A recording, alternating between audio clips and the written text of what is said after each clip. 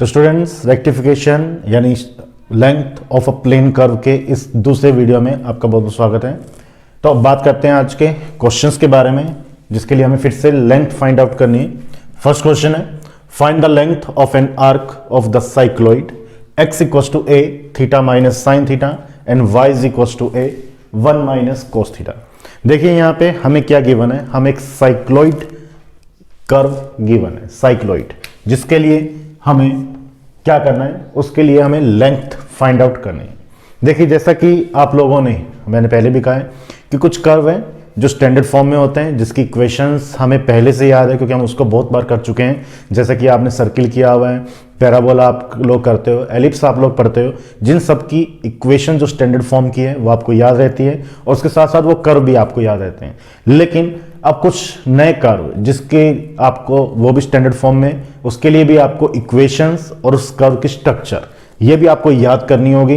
वैसे तो आप पॉइंट्स फाइंड कर सकते हो एक्स और वाई की टेबल बना करके, और आपको जब उसको ट्रेस करोगे तो आपको वो कर्व की स्ट्रक्चर बन जाएगी। नहीं तो आप डायरेक्ट याद कीजिए, क्योंकि जैसे कि आपने सर्किल किया है, हाइपरबोला, पैराबोला, एलिप्स सब कुछ किया हुआ है, वैसे ही हमने पहले लास्ट वीडियो में मैंने आपको बताया था कर्व एस्ट्रॉइड, जिसके लिए इक्वेशन, स्टैंडर्ड इक्वेशन क्या थी उसकी और उसका कर्व क्या था वो मैंने आपको बताया था, उसको आप याद कर लीजिएगा। आज हम बात करते हैं साइक्लॉइड के बारे में। साइक्लॉइड हमारे पास दो तरीके से होता है साइक्लॉइड। क्या डिफरेंस देखिएगा, अगर साइक्लॉइड हमें गिवन है तो उसमें आपको चेक कीजिए एक्स और वाई की दो इक्वेशंस हमें गिवन होंगी, एक्स के इक्वल भी और वाई के इक्वल भी, यानी ये कौन सी फॉर्म है, पैरामीट्रिक फॉर्म है। तो पैरामीट्रिक फॉर्म टी में भी हो सकती है, थीटा में भी हो सकती है। तो थीटा की एक्स और वाई के साथ थीटा, तो यानी पैरामीट्रिक फॉर्म है। अब इन दोनों में अगर साइन नेगेटिव है, अगर दोनों का साइन सेम है, दोनों नेगेटिव हो या दोनों पॉजिटिव हो, दोनों नेगेटिव हो या दोनों के बिटवीन साइन पॉजिटिव है, तब जो साइक्लॉइड का कर्व बनेगा वो कुछ इस तरह से बनेगा। कुछ कर्व की स्ट्रक्चर ये रहेगी, ये इसका मतलब है यहां एंगल होता है 0 जब स्टार्ट होगा, और यहां एंगल हो जाएगा 2 पाई, और ये हाफ जब होगा तो उसका स्ट्रक्चर होती है थीटा इक्वल्स टू पाई। तो इसका कहने का मतलब ये है कि साइक्लॉइड मतलब जो बनता जाए, जो हर 2 पाई एंगल के बाद जनरेट हो, वो साइक्लॉइड होगा। अगर दोनों साइन नेगेटिव हो या दोनों साइन पॉजिटिव हो तो कर्व कुछ ये बनेगा आपके पास। क्लियर स्टूडेंट, आपको याद रखना साइक्लॉइड के लिए कर्व, अगर दोनों साइन बिटवीन नेगेटिव है या दोनों साइन पॉजिटिव है तो साइक्लॉइड ये होगा। और आपको जो थीटा की लिमिट्स होगी इस क्वेश्चन को करने के लिए वो होगी थीटा इक्वल्स टू 0 से theta is equals to 2 pi. Clear है। अगर साइन नेगेटिव पॉजिटिव या पॉजिटिव नेगेटिव अल्टरनेट आ गए, गिवन कर्व साइक्लॉइड ही है, साइक्लॉइड दिया हो क्वेश्चन में, अगर आपको दे दे equation x equals to a theta plus sine theta and y is equals to 1 minus cos theta, या theta minus sine theta 1 plus cos theta, तो साइन अल्टरनेट हो जाए, एक में नेगेटिव एक में पॉजिटिव। अगर कुछ इस तरह से आपको साइक्लॉइड गिवन है तो जो साइक्लॉइड की स्ट्रक्चर है वो फिर क्या बनेगी, वो फर्स्ट स्ट्रक्चर कुछ इस तरह से हम लेंगे, तो उसकी जो फर्स्ट स्ट्रक्चर बनेगी वो ये बनेगी कुछ इस तरह से। तो जो फर्स्ट स्ट्रक्चर बनेगी इसकी वो पाई एंगल के लिए बनेगी, यानी ये जो है थीटा यहां पे हो जाएगा 0 और यहां होगा पाई, यानी ये जो एंगल है ये वाला, ये एंगल क्या होगा, पाई। तो फर्स्ट स्ट्रक्चर पाई के बाद वो रोटेट होता रहेगा। तो उस कंडीशन में हम जो लिमिट्स लेंगे थीटा की वो लेंगे 0 से पाई। ध्यान रखना, for alternate sine curve will be like this and limit for theta we take theta equals to 0 to theta equals to pi, and for the same sign negative or positive, same sign, both of sign if same, then the structure will be, we can show that like this, and the limit for theta will be theta equals to 0 to theta equals to 2 pi। Clear है, इसको आप note कर लीजिएगा आप कहीं पे इसको, ताकि आपको याद रहे एग्जाम में भी कि अगर साइक्लॉइड आता है तो हम उसकी आइडेंटिटी क्या है और कौन सा कर्व कब ट्रेस होगा और लिमिट्स क्या लेंगे। तो इस क्वेश्चन में जब दोनों साइन सेम है तो उसके लिए हमने कर्व ट्रेस कर दिया, लिमिट्स हमें पता चली गई, थीटा की लिमिट्स हैं, लेकिन हमें क्या करना है, हमें हमारा फार्मूला लगाना है लेंथ को फाइंड करने का, और लेंथ को फाइंड करने का फार्मूला किसके ब्याह पे लगाएंगे, अकॉर्डिंग टू गिवन क्वेश्चन की फॉर्म। जो क्वेश्चन की फॉर्म है, क्वेश्चन की फॉर्म क्या है, given question in the form of parametric form है क्वेश्चन की, और पैरामीट्रिक फॉर्म का एक ही फार्मूला हमारे पास लेंथ को फाइंड करने का, वो है इंटीग्रेशन θ1 टू θ2। अगर t होता तो t1 से t2 लेते हैं, फिर dx अपॉन डी थीटा का whole square plus dy by d theta का होल स्क्वायर का square root into d theta, ये फार्मूला हो जाएगा। अगर t होता तो सब जगह t आता, थीटा की जगह dx अपॉन dt का स्क्वायर dy बाय dt का होल स्क्वायर इंटू dt। अब हमें क्या करना है, देखिए गिवन कर्व से इसके लिए वैल्यूज हमें फाइंड आउट करनी है। इसको इक्वेशन नंबर 2 दे देते हैं, यहां लिख देना गिवन वैल्यूज, और गिवन वैल्यूज क्या है, x equals to a theta minus sine theta and y is equals to a 1 minus cos theta. इसको दे देना इक्वेशन नंबर 1। तो इक्वेशन 1 से हमें क्या करना है, x और y का थीटा के रिस्पेक्ट डिफरेंशिएशन करना है। जैसे डिफरेंशिएशन करेंगे वैल्यूज आ जाएगी, लिमिट्स हमें पहले से ही मालूम है 0 से 2 पाई होगी, तो हम वैल्यूज पुट कर देते हैं। फ्रॉम इक्वेशन 1 क्या, dx अपॉन डी थीटा, तो थीटा के रिस्पेक्ट डिफरेंशिएशन a मल्टीप्लिकेशन का कांस्टेंट है तो एज इट इज, थीटा का थीटा रिस्पेक्ट 1 और साइन का cos theta. Similarly and dy by D theta, dy by D theta क्या रहने वाला है, a मल्टीप्लिकेशन में कांस्टेंट एज इट इज, 1 का 0 और कोस थीटा का minus sine theta, negative and negative positive sine theta. So that this is the equation number 3। Also इसमें लिख देना, also we know that limit of theta for the cycloid theta varies from theta equals to 0 to theta is equals to 2 pi. Theta varies from theta equals to 0 to theta is equals to 2 pi. ठीक है, लिख देना यहां पे नीचे, also we know that limits of theta for the cycloid theta varies from theta equals to 0 to theta is equals to 2 pi. So put all the values and limits in equation number 3। तो equation number 3 क्या होगी, we get from equation 3 0 to 2 pi limits of theta dx upon D theta is whole square है तो a square 1 minus cos theta का whole square plus dy by D theta का square तो a square sine square theta square root D theta. Next step a 0 to 2 pi square root of A square common आ रहा है, जो square root से बाहर करके a होगा, अब इंटीग्रेशन होगा नहीं क्योंकि कांस्टेंट है, इसलिए हमने बाहर लिख दिया से a माइनस बी का whole square a square plus B square minus 2ab plus sine square theta d theta, cos square plus sine square 1 and 1 2, तो a 0 to 2 pi root of 2 minus 2 cos theta d theta, cos square plus sin square 1 and 1 2 minus 2 cos theta। okay, now a 0 to 2 pi common ले लेते हैं 2 1 minus cos theta d theta and we know that the value of 1 minus cos theta equals to 2 sin square theta by 2. The formula of 1 minus cos theta is equals to 2 sin square theta by 2, replacing the value of 1 minus cos theta by 2 sin square theta by 2, that is a 0 to 2 pi 2 already है, 2 sin square theta by 2 is the formula for 1 minus cos theta d theta. Now for the next step, in the next step we can write, क्या लिख सकते हैं हम, 2 2 जा 4 का square है 2, so 2 constant integration से बाहर, remaining terms sine square theta by 2 का स्क्वायर रूट, तो स्क्वायर रूट से square cancel out, sine theta by 2 D theta, then integrating sine का integration negative cos theta by 2 and theta by 2 1 by 2 0 to 2 pi 1 by 2, तो 2 into जा 4a, negative sign हमने यहां ले लिया, clear है। Now put the value cos theta की जगह जब 2 पाई पुट किया 2 pi upon 2 pi minus cos 0, क्योंकि ये नेगेटिव मैंने बाहर शो कर दिया, नेगेटिव 4 है, cos पाई कितना होता है -1 और cos 0 कितना होता है 1, that is 8a। So the length of the cycloid will be 8a। देखो cos पाई की वैल्यू -1 होती है, आप एक चीज फार्मूला नोट कर लीजिए, cos n पाई होता है हमेशा -1 की पावर n। cos n पाई की वैल्यू होती है -1 की पावर n। जैसे कि यहाँ पे n कितना है, 1 है, क्योंकि cos 1 पाई है, तो -1 की पावर 1 -1 होगा। सिमिलरली sin n पाई की वैल्यू होती है 0। n की जगह 1 2 3 where n belongs to natural number 0 1 2 3 4 कुछ भी पुट कर लीजिए, तो क्या आएगा, इसके इक्वल वैल्यू आएगी। n 1 2 3 कुछ भी पुट कीजिए, क्या आएगी, साइन पाई की वैल्यू, n पाई की वैल्यू हमेशा 0 रहेगी। क्लियर है?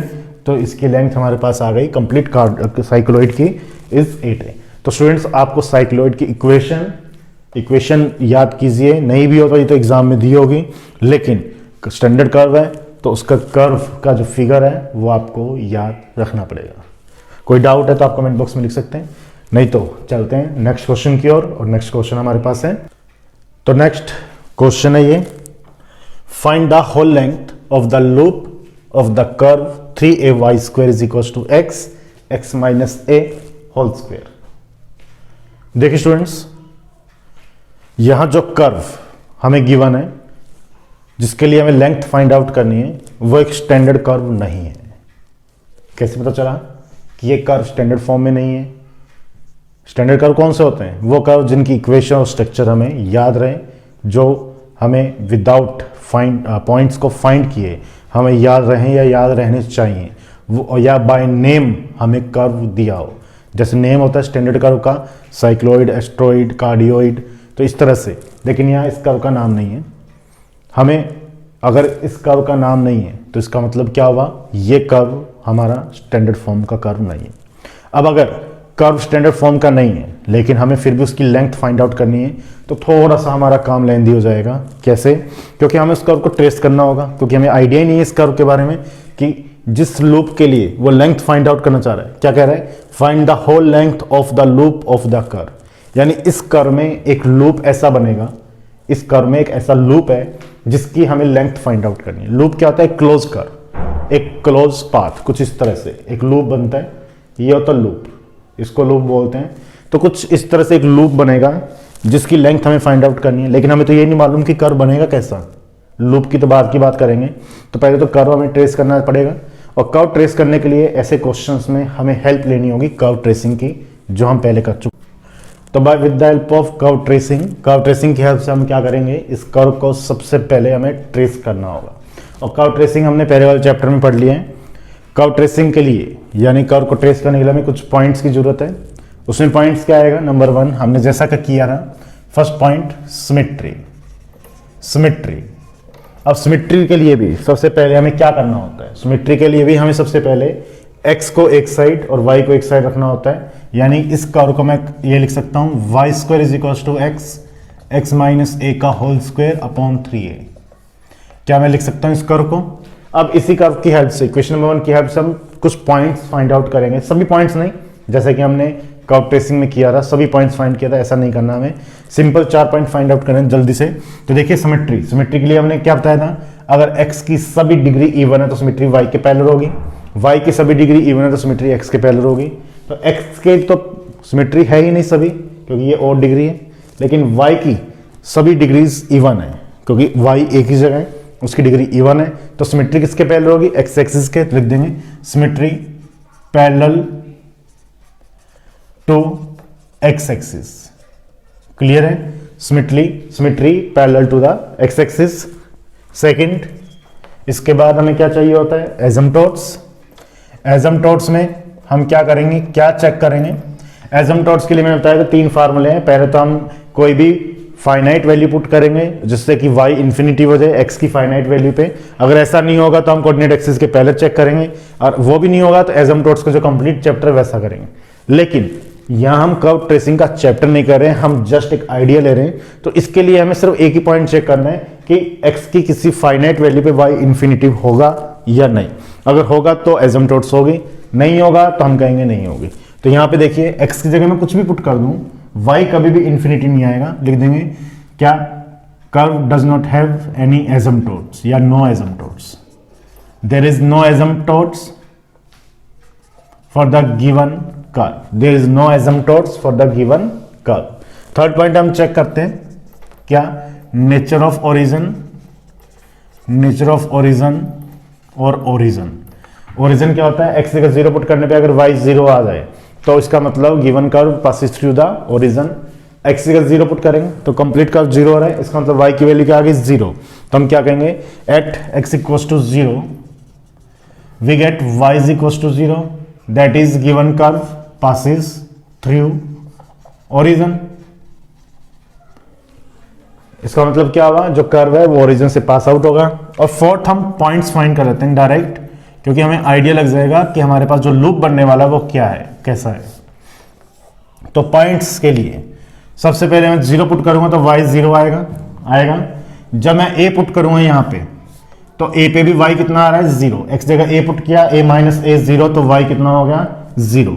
जब मैं 2a पुट करूंगा तो जब x जगह 2a पुट किया तो 2a माइनस a कितना होगा a का स्क्वायर इंटू 2a, तो 2a का cube, 2a cube upon 3a, तो 2/3 a स्क्वायर, या फिर plus minus 2 root of 2a, ये वैल्यू आएगी। सिमिलरली हम पॉजिटिव वैल्यू पुट करते रहेंगे, हमें प्लस माइनस की वैल्यूज इनफाइनाइट तक मिलती ही रहेगी। क्लियर है स्टूडेंट्स? क्यों, जब आप 3a पुट करोगे तो आपके पास प्लस माइनस कोई ना कोई वैल्यू फिर आएगी y की, 4a पुट करोगे फिर प्लस माइनस कुछ ना कुछ वैल्यू आएगी। हमें आइडिया लगा कि पॉजिटिव में क्या वैल्यू मिल रही है। देखिए 0 पे भी 0 है, a पे भी 0 है। अब हमें ये नहीं मालूम कि 0 से a के बीच में कर्व कहीं लाई कर रहा है या नहीं, तो हम यहाँ a/2 और चेक करके देख लेते हैं। a/2 पे पता चल जाएगा कर्व की वैल्यू क्या है। तो जब a/2 पुट करूंगा मैं यहाँ पे, देखिए क्या आएगा, y square is equal to a/2 minus a का होल स्क्वायर अपॉन 3a, या y square is equal to a/2 minus a/2 whole square upon 3a, a/2 a square by 4 upon 3a, a cube upon 8 upon 3a, a square upon 24, तो y square equal to क्या है, a square upon 24, या फिर y equal to क्या आ जाएगा, plus minus a upon root of 24, या root of 24 को आप लिख सकते हो 2 रूट ऑफ 6। ठीक है, तो ये वैल्यू आ गई। अब हम चलते हैं नेगेटिव की ओर। हमने पॉजिटिव की सारी वैल्यू चेक कर ली। क्या वैल्यू चेक कर ली, a/2 पे प्लस माइनस वैल्यू आ रही है, a पे 0 आ रहा है, उसके बाद जो भी वैल्यूज हम पुट करते रहेंगे प्लस माइनस हमें y की वैल्यू कुछ ना कुछ मिलती रहेगी इनफाइनाइट टाइम तक।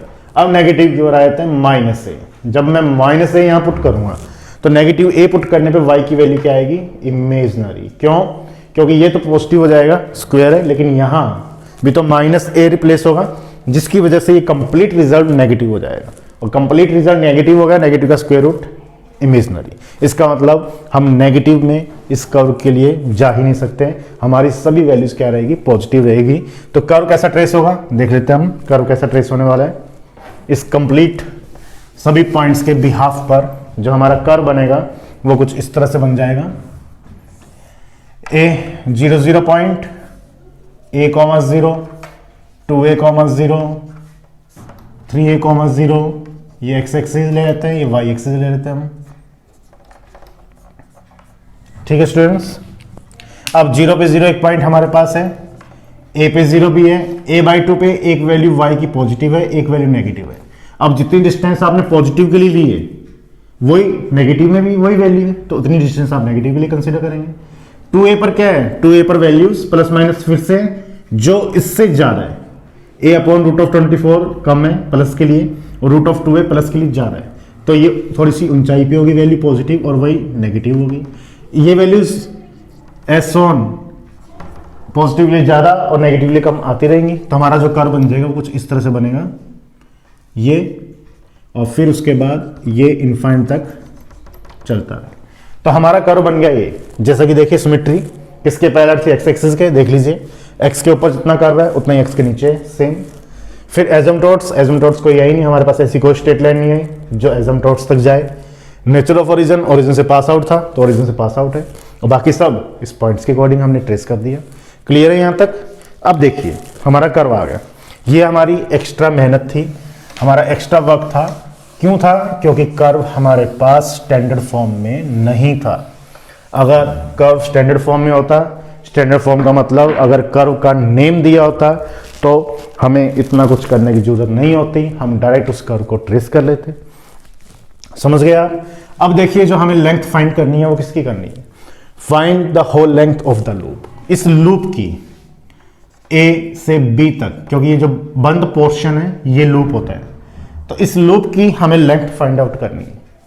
तो लेंथ के लिए सबसे पहले मैंने एक फार्मूला जो शो करूंगा मैं इसके लिए कर सकता हूं। ये क्वेश्चन किस फॉर्म में? कार्टेशियन फॉर्म में। कार्टेशियन फॉर्म में जो पहले लिखा है वो भी आपको एग्जाम में शो करना है, उसके बाद यहां से फिर स्टार्ट करेंगे again from equation 1, given equation in Cartesian form and the function is y equals to function of x in the form of y is equals to function of x। Then length can be shown as क्या? Alpha 1 to alpha 2, जो भी अगर limits जो भी हमारे पास आएगी a to b। इसके बाद क्या बात है? 1 plus y equals to function of f के लिए फार्मूला होगा dy बाई dx का होल स्क्वायर dx। ये हमारा फार्मूला बन जाएगा लेंथ का। अब देखिए हमें क्या चाहिए? dy बाई dx की वैल्यू चाहिए। इक्वेशन नंबर 1 से क्या करें हम? इसका x के रिस्पेक्ट डिफरेंशिएशन कर दें ताकि dy बाई dx की वैल्यू हमें मिल जाए। So from equation 1 we differentiate equation 1 with respect to x, we get 2y dy by dx is equal to 1/3। ये तो कांस्टेंट है, इसका तो कोई यूज नहीं है, कांस्टेंट है ये तो। अब रिमेनिंग टर्म क्या रहेगी? x and x minus a का होल स्क्वायर, जिसका हमें डिफरेंशिएशन करना है विद रिस्पेक्ट टू x। कैसे करेंगे? बाय u इंटू वी मेथड कर दें। u का करें v एज इट इज, फिर u as it is v का करेंगे हम। तो देखिए x का x के रिस्पेक्ट 1, u का कर दिया, v वैसा का वैसा, x माइनस a का होल स्क्वायर वैसा का वैसा, फिर प्लस x वैसा का वैसा, x माइनस a का होल स्क्वायर का डिफरेंशिएशन टू x माइनस है, ये डिफरेंशिएशन हो गया बाय u इंटू वी। या फिर 2y या 2y की जगह मैं इसको लिख सकता हूं क्या? 2y को मैं यहां मल्टीप्लाई कर दूं, एक ही बात है, तो dy by dx is equal to 1/6ay हो जाएगा। 2y को जब मैं यहां मल्टीप्लाई करूंगा, इसमें से देखिए कॉमन क्या आ रहा है? x माइनस से कॉमन आ रहा है, मैं यहां कॉमन ले सकता हूं x माइनस से, x माइनस ए मैंने यहां कॉमन ले ली। ब्रैकेट में क्या बचा? एक पावर तो कॉमन आ गई, एक पावर x माइनस ए और प्लस में 2x, ये बचेगा। तो कितना हुआ? 2x प्लस x 3x और माइनस a, तो ब्रैकेट में बचा 3x माइनस a। चेक कर लेना आप लोग, यही आएगा। x माइनस a कॉमन लेने के बाद जो ब्रैकेट में रहेगा वो रहेगा 3x माइनस a अपॉन में 6ay जो था वो तो था ही। क्लियर है? क्या ये dy बाई dx की वैल्यू आ गई या कुछ और भी करना है हमें? क्या इस dy बाई dx की वैल्यू को हमने पुट कर दें डायरेक्ट इक्वेशन नंबर 2 में? देखिए dy बाई dx में जब ये वैल्यू है इसको मैं यहां पुट करूंगा इस फार्मूले में, इंटीग्रेशन किसके रिस्पेक्ट होगा? x के रिस्पेक्ट। अब मल्टीपल इंटीग्रल का हमने कॉन्सेप्ट किया है क्या? x के रिस्पेक्ट जब हम इंटीग्रेशन करते हैं तो y कांस्टेंट होता है, y को हम कांस्टेंट ट्रीट करते हैं। लेकिन सिंगल इंटीग्रेशन में जब x के रिस्पेक्ट इंटीग्रेशन होगा तो y तो होना ही नहीं चाहिए, क्योंकि y को हमें कांस्टेंट लेना होगा और y कांस्टेंट है ही नहीं, क्योंकि y तो वेरिएबल है। अगर y कांस्टेंट होता तो dy बाई dx 0 हो जाता, फिर तो dy बाई dx की वैल्यू नहीं आती। इसका मतलब क्या होगा? x के रिस्पेक्ट हम इंटीग्रेशन जब करें, सिंपल सी बात है, हमें x के रिस्पेक्ट इंटीग्रेशन करना है किसका? इस टर्म का। अगर इस टर्म का मैं x के रिस्पेक्ट इंटीग्रेशन कर दूंगा, क्योंकि dy बाई dx की वैल्यू यहां पुट करूंगा तो y आएगा उसमें, तो y का तो होगा ही नहीं इंटीग्रेशन x के रिस्पेक्ट। एक ही कंडीशन पे हो सकता है, जैसा कि अगर मैं कहता हूं 2ay dx का इंटीग्रेशन आप करो तो आप क्या करोगे? 2ay को कांस्टेंट लोगे, dx करोगे तो 2ay x प्लस c, आप ये करोगे। तो ये तो तब करोगे ना जब 2a तो कांस्टेंट है, ये आपने y को भी कांस्टेंट ट्रीट किया, लेकिन y तो कांस्टेंट है ही नहीं, हमें मालूम है अच्छे से, हम यहां कर रहे हैं। अगर y कांस्टेंट है तो dy बाई dx तो 0 हो जाएगा, कांस्टेंट का डिफरेंशिएशन 0। फिर ये डिफरेंशिएशन कैसे कर दिया हमने? तो इसका मतलब हम ऐसा इंटीग्रेशन का हम नहीं कर सकते, x के रिस्पेक्ट y का इंटीग्रेशन नहीं कर सकते, y के रिस्पेक्ट x का इंटीग्रेशन नहीं कर सकते। फिर क्या करेंगे? हमें इस y की वैल्यू रिप्लेस करनी होगी किस फॉर्म में? आइदर कांस्टेंट की फॉर्म में और x की फॉर्म में, क्योंकि इन दोनों का इंटीग्रेशन हो सकता है x के लिए। तो मैं क्या करता हूं, गिवन इक्वेशन में देखो y की वैल्यू है, अब ये y की वैल्यू की फॉर्म में जब मैं यहां पुट करूंगा तो स्क्वायर रूट आ जाएगा। तो स्क्वायर रूट नहीं आए, इतना लेंथी काम हम नहीं करें, हम क्या करें, हमें यहाँ पे फार्मूले में dy बाई dx का होल स्क्वायर चाहिए, तो इसका होल स्क्वायर हम पहले फाइंड कर लेते हैं। क्या होगा, dy बाई डी एक्स का होल स्क्वायर जब हम करेंगे स्क्वेयरिंग ऑन बोथ साइड तो क्या हो गया, x माइनस ए का होल स्क्वायर 3x माइनस ए का होल स्क्वायर अपॉन 36 ए स्क्वायर वाई स्क्वायर, ये वैल्यू बनेगी। Now put the value of Y square from equation number 1, now put the value of Y square from equation number 1, we get dy by D x का whole square, dy by D x का whole square is equal to x minus ए का whole square वैसा का वैसा, 3x minus ए का whole square भी as it is upon 36 A square भी वैसा का वैसा, कोई चेंज नहीं किया अभी तक। किसको चेंज करना है, वाई स्क्वायर को, क्योंकि वाई स्क्वायर की वैल्यू पुट कर रहे हैं हम इक्वेशन नंबर 1 से। From equation first put the value of Y square, तो क्या वैल्यू है देखिए, x माइनस ए का होल स्क्वायर अपॉन में 3a, तो जो अपॉन का 3a इसके अपॉन में लिखेंगे वो यहां आ जाएगा, सिंपल सी बात है, मल्टीप्लिकेशन में आ जाएगा। ये दूर से x लग रहा है तो इसको मैं डॉट से शो कर देता हूं मल्टीप्लिकेशन में, तो अपॉन के अपॉन में कोई टर्म्स हो तो वो ऊपर आ जाती है, आ गई। अब देखिए कुछ कैंसिल हुई टर्म्स तो कैंसिल कर देते हैं, तो dy बाई डी एक्स का whole square is equal to, ये टर्म कैंसिल हो गई कंप्लीट, 3a और ये 36a स्क्वायर तो कितना रहेगा 12a, तो 3x माइनस ए का whole square divided by 12ax, equation number हम दे देते हैं इसे 3। क्लियर है student. Now from equation second and third we get s is equal to alpha 1 to alpha 2 root of 1 plus 3x minus ए का whole square upon 12ax dx। Value put कर दी। अब इसका होल स्क्वायर फिर से मत कर देना, क्योंकि होल स्क्वायर की वैल्यू पुट कर रहा हूं मैं डायरेक्ट, कहीं इसका एक बार और स्क्वायर कर दो। यहां तक क्लियर है सभी को, कोई प्रॉब्लम यहां तक हो तो कमेंट बॉक्स में लिख सकते हैं आप। अब हम क्या करें, हमें एक तो लिमिट्स चाहिए कि लिमिट्स क्या है, लिमिट्स किसकी, जिसकी लेंथ हमें फाइंड करनी है। लेंथ किसकी फाइंड करनी है, इस कर्व में एक लूप की। लूप कहां से कहां तक है, 0 से a तक है। लिमिट्स किसकी चाहिए, x की। किसके लिए, जिसका लेंथ फाइंड करनी है। लेंथ किसकी फाइंड करनी है, इस लूप की। और लूप कहां लाई कर रहा है, between 0 to a, x axis के लिए। तो x की लिमिट्स क्या हो गई इस लूप की, 0 से a। लिमिट्स हमें क्लियर है, पहले से क्लियर है, लेकिन हम थोड़ा सा इसको सिंप्लीफाइज कर लेते हैं। पहले लिमिट्स भी हम यूज कर लेंगे, अभी कोई जल्दी नहीं है लिमिट्स की, तो इसको थोड़ा सिंप्लीफाइज करेंगे। देखो क्या करेंगे हम, इसका एलसीएम ले लेते हैं। s is equal to alpha 1 to alpha 2 12ax plus 3x minus ए का होल स्क्वायर, क्या लिखे 9x square plus a square minus का 6ax लिख सकते हैं, अपॉन में 12ax dx लिख सकते हैं कि नहीं। a माइनस बी का होल स्क्वायर यूज किया है और 12ax को यहां मल्टीप्लाई किया, इसके अलावा हमने कुछ किया ही नहीं है। ठीक है जी। अब नेक्स्ट स्टेप में 12ax माइनस 6ax तो कितना रह गया, प्लस का 6ax रहेगा, प्लस का 9x स्क्वायर प्लस का a square divided by 12ax। ठीक है, 12 में से 6 गया तो 6 रह जाएगा पॉजिटिव। नेक्स्ट स्टेप में लिमिट, क्या इस टर्म को मैं 3x प्लस a का होल स्क्वायर लिख सकता हूं या नहीं,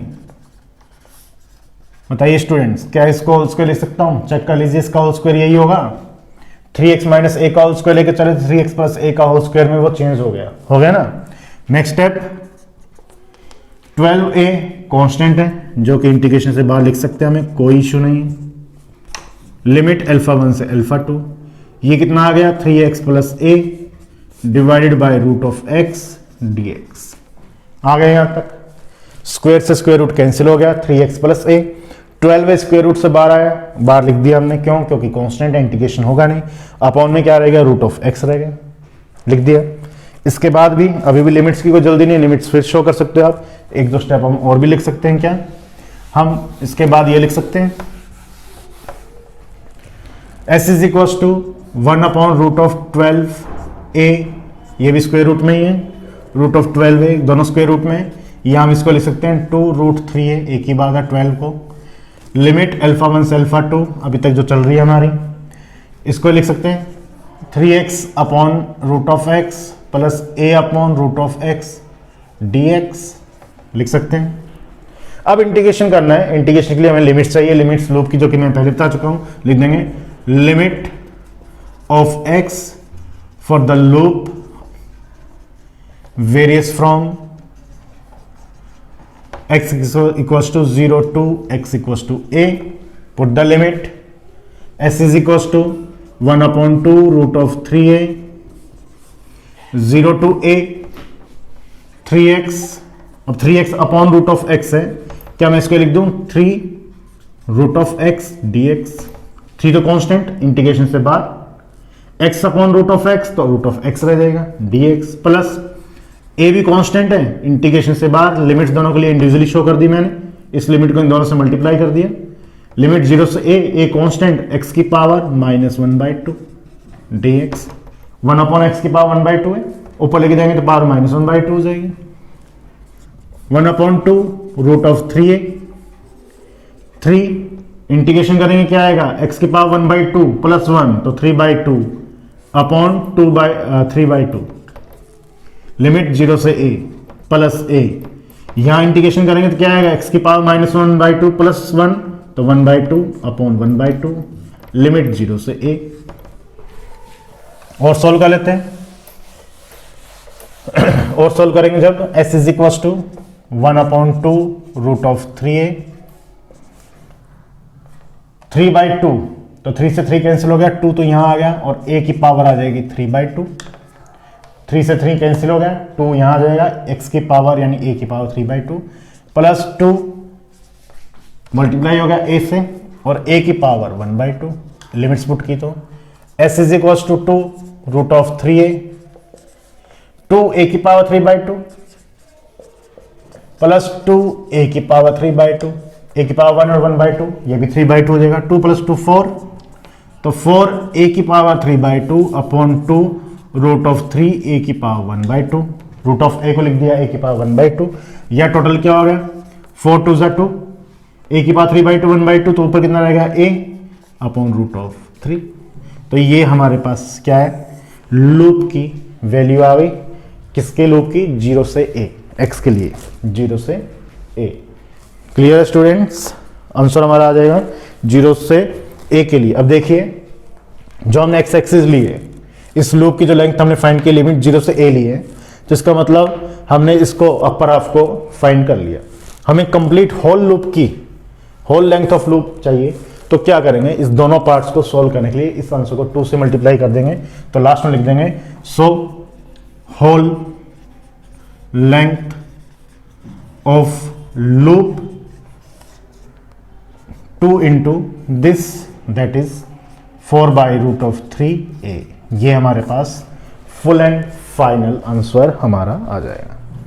क्लियर स्टूडेंट, तो थोड़ा सा लेंथी क्वेश्चन है, क्यों है, क्योंकि कर्व जो था वो स्टैंडर्ड फॉर्म में हमें गिवन नहीं था, और जब कर्व स्टैंडर्ड फॉर्म में गिवन नहीं होगा तो ऐसा ही कुछ होगा, हमें उसको ट्रेस करना होगा with the help of curve tracing, और जब कर्व ट्रेसिंग के पॉइंट से हम उसको फाइंड करेंगे तो नेचुरल सी बात है कर्व थोड़ा सा लेंथी हो जाएगा, सोल्यूशन जो है वो थोड़ा लेंथी हो जाएगा। ठीक है स्टूडेंट्स, तो आई होप आज के क्वेश्चन आपको क्लियर हुए होंगे। फिर एक लास्ट वीडियो और लेंथ पे बनेगी, जिसमें जो 2-3 क्वेश्चंस और रह गए हैं, इसी के बेस थोड़े से डिफरेंट है, लेकिन क्वेश्चन फार्मूले का बेस यही है, वो कंप्लीट हो जाएगा लेंथ, और लेंथ के बाद हम करेंगे volume, then surface and then beta gamma function. ठीक है, तो बने रहिए इसी तरह से इस यूट्यूब चैनल के साथ, फिर मिलेंगे एक नई वीडियो में। Thank you.